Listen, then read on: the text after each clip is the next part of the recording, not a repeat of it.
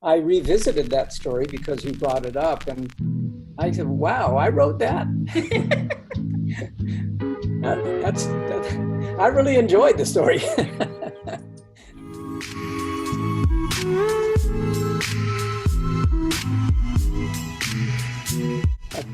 My name is Graham Salisbury, and I am a writer.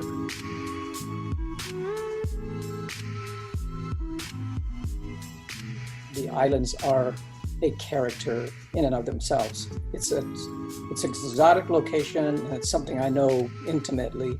So it just arises naturally in whatever I tell that comes from that time growing up in the islands.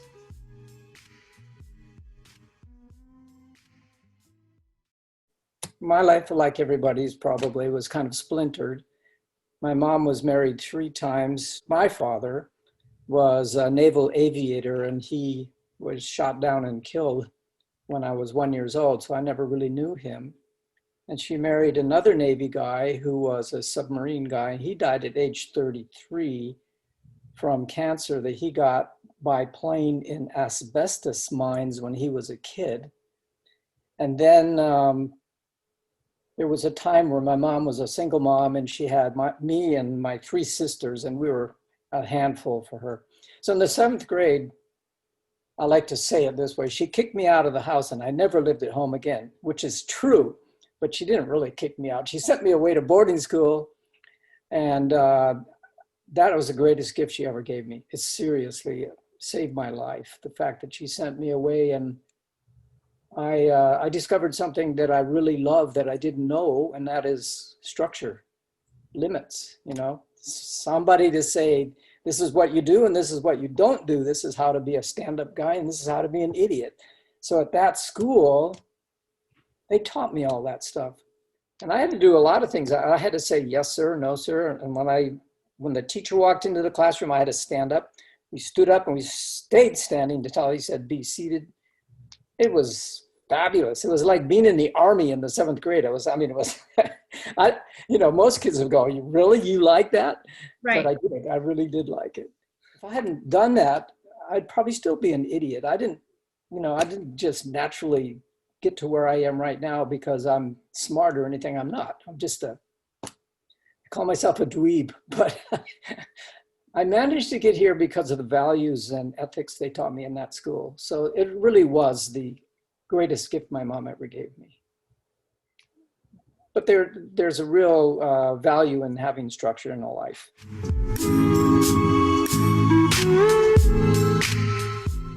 Yeah, most of it comes from fact. Yes, most of it does. I was around boys who were like myself, who were sent away from other islands and a couple from the mainland, actually. This particular school was on the big island of Hawaii, and it was up in the middle of a cattle ranch. And the school itself at that time was relatively new. It was only about 5 years old. It was started by a church, and it was the actual physical school was old army barracks from the 40s, and which made it even more exciting for me anyway. So it was a very unique situation to end up there, but all these guys came from various situations in their own families. Their parents didn't want them, or they worked too hard, or they really wanted them to get a good education. There are so many different reasons, but you put all these guys together, half of us are total fools, and you know how it is, you become who you surround yourself with. So here we are, we're all in this cauldron of, it's just like idiocy, total idiocy. But I gotta say, it was fun and it was hilarious. We were so profane. It was amazing how profane we were with each other, not with the teachers or anything, but with each other. And to this day, profanity to me is hilarious when I hear it in a joking kind of way. It's just kind of crazy. But so I think we sort of all prodded each other on it. There was one real bad apple. You can go a long way downhill following this, like Riggins in the story, somebody who's really got a vengeful mind and, So yeah, this story was based on a true experience in my school. I mean, most of it is fictional, but the theme, the real story is not fictional. It's sadly true. There was a monkey, and he was nuts. He was a crazy monkey. And we loved to taunt that monkey. We didn't do the jalapeno pepper thing, but we would go and rattle his cage, and he'd bounce around in there. Of course, we thought that was hilarious, and kids are so mean. That monkey needed some excitement. What can I say? Lolo Man is also real. He was that is a crazy guy. I don't even think he spoke English. I don't know. He lived in this shack that had no utilities or anything. And I saw him one day in the jungle. We were spying, just like in the story, come out and actually take his fork and clean it on this door jamb, just like in the book.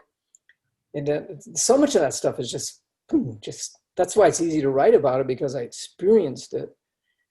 And your kids have experienced a ton of stuff that they could write about. Just a ton. Not exotic maybe like that, but exotic in their own way. There definitely was a Rossman. And I often think about him, and he was just as I described him in the book. I mean, he was, I don't know why he was there. I really don't, because he needed a special place to be. It was like poking a hornet's nest and telling him to go stand next to it. I mean, we were just really cruel to him. But, most of the time, he enjoyed the fact that we were paying attention to him, and he laughed along with us. And you might remember in that story this whole spitting contest thing. Well, that's basically what really happened. It was this spitting thing, and he thought it was hilarious until it turned ugly. And I think that, well, talking about the theme of this whole story, really there are several themes, but the major theme to me is guilt. I mean, it's guilt and lack of compassion, and just so many other things, but guilt is the main thing. That's what you carry on your back for years afterwards. I mean, it doesn't go away. Rossman, listen, I'm sorry about the monkey, okay? Rossman. Johnny Smythe slapped the back of his neck once, twice, then his arm. I know you're hiding in there, so come out, okay? It's creepy out here, Rossman, and these mosquitoes are, slap, eating me alive. Stupid mosquitoes. Rossman, listen, it's past midnight already. What do you want me to do, beg? Okay, I'm begging you to come out of there and go back to the dorm with me.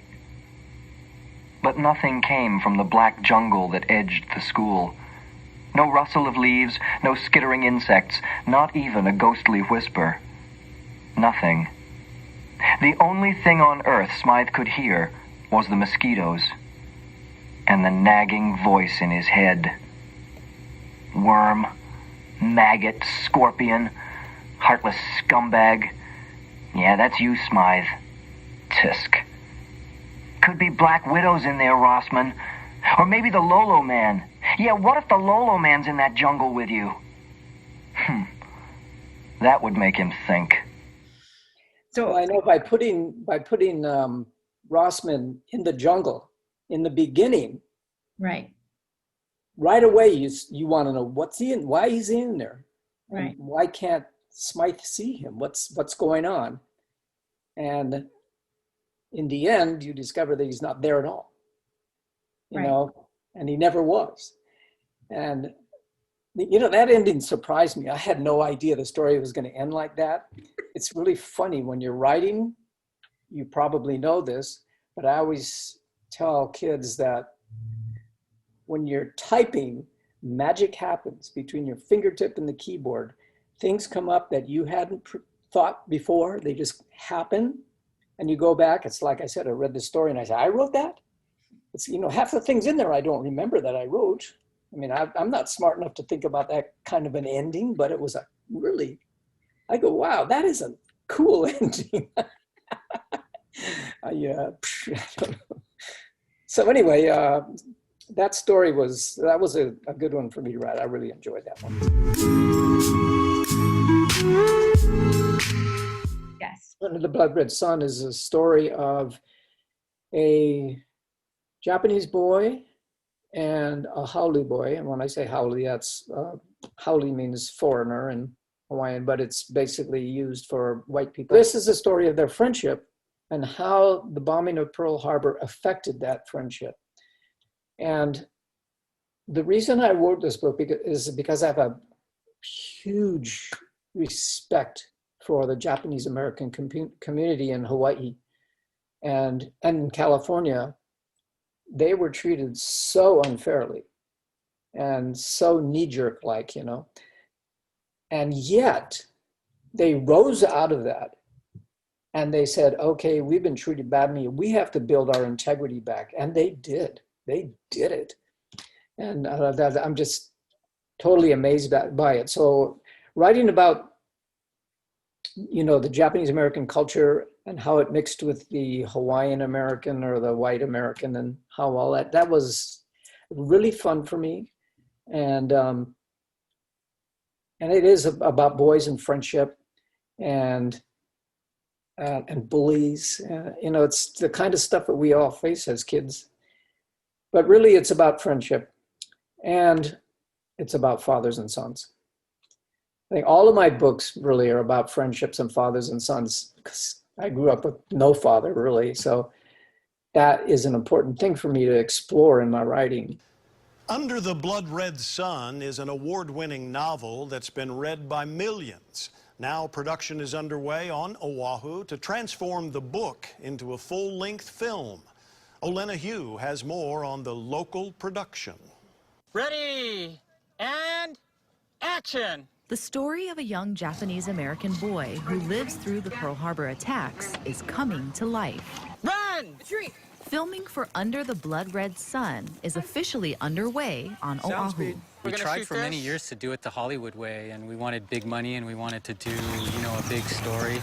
And we just kept feeling like we needed to do anything we could to tell the story. 6 years make a little later, bigger and point of thanks it, to a major because- fundraising campaign, the historical fiction novel is evolving into a 2-hour-long film shot on How about Hawaii right soil using an all-local crew. Under the Blood Red Sun not, is right? written by former Oahu and Hawaii Island resident Graham Salisbury, whose father what it- was at Pearl Harbor on December 7th, 1941. I remember stories my uncles would tell and my grandparents about the day Pearl Harbor was bombed. For the first time ever, the Hawaii Preparatory Academy graduate was tasked with turning the novel into a screenplay. I had a blast writing that screenplay because for me, as a writer, I think my strong point is dialogue. That's what I think. I love to write dialogue. I can hear the talk, and screenplays are all about dialogue, and just a few directional things because you don't want to put the directional things in there because that's the director's job, and you want to let the director do their work and you do your work, and that's the dialogue. And so I just had a great time. But the hardest part about that was, as you know, in Under the Blood Red Sun, it's a large book. A lot of things happen. There's no way to put all of that into a movie. So I had to pare it down to, you know, key points.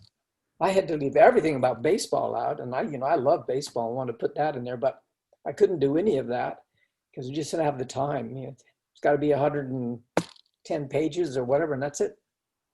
Did you hear that? What is it?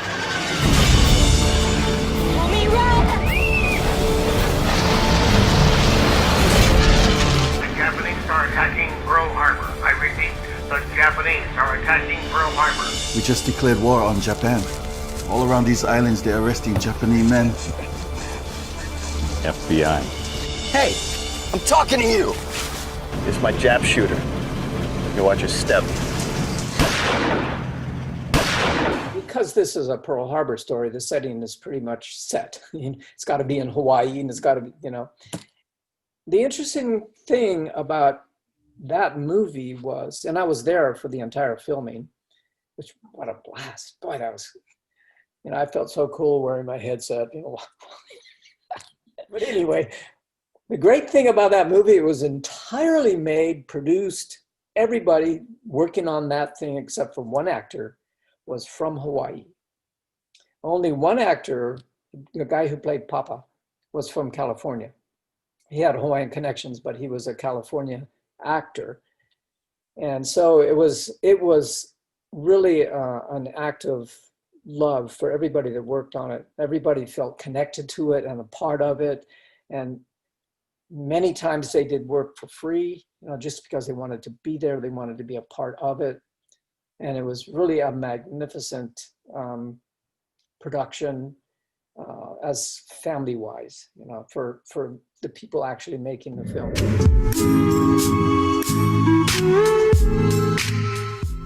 At age 30 is when I became a reader. For something to do, somebody had left a book next to the couch, and I picked it up. And it's a book that I never would have picked up because it was about that thick. And I started reading it, and that book was the first book in my life that just sucked me into it. And I had that vicarious experience that you have when you read a book, when you become the character, and you just can't wait to get back. And that book turned me into a lifetime reader. I haven't stopped reading since. And that book was called Roots by Alex Haley. A little bit later in my life, I met Alex Haley in person and told him that I was trying to learn how to write. He said to me, he says, listen, if you're going to write, add to the good in the world because we really need it. And so that's been my mantra ever since. That all goes back to that prep school. Taught me how to be a stand-up guy. I am Graham Salisbury, and I am a writer. Confun it.